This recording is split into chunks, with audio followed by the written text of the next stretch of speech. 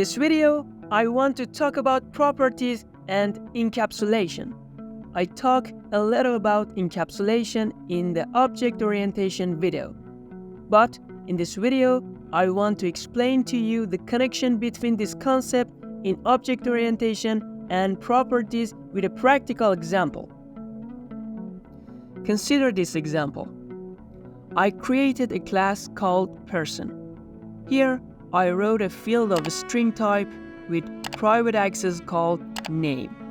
In the next line, I wrote public string name, but with an uppercase first letter. And inside the brackets, I put two methods called set and get.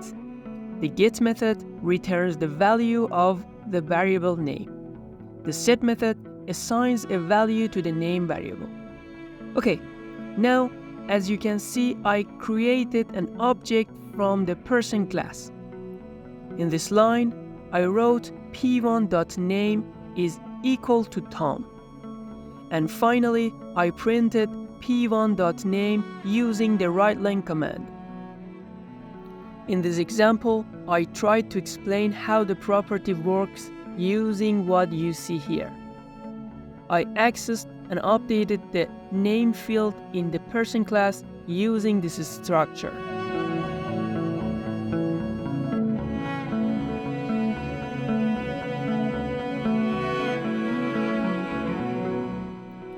Now, I want to say that we don't need to do all these things to write a property. C# provides a short structure for writing properties. Pay attention. In this class, I write prop and double tap, and a property is created simply, and you can specify its type. This short structure does all the things we said in the previous example.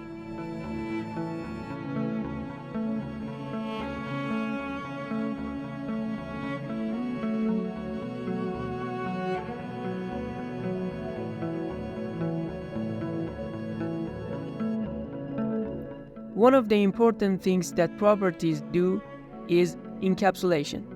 Why encapsulation? Better control of class member or reduce the possibility of yourself or other to mess up the code. Flexible. The programmer can change one part of the code without affecting other parts, and increased security of data.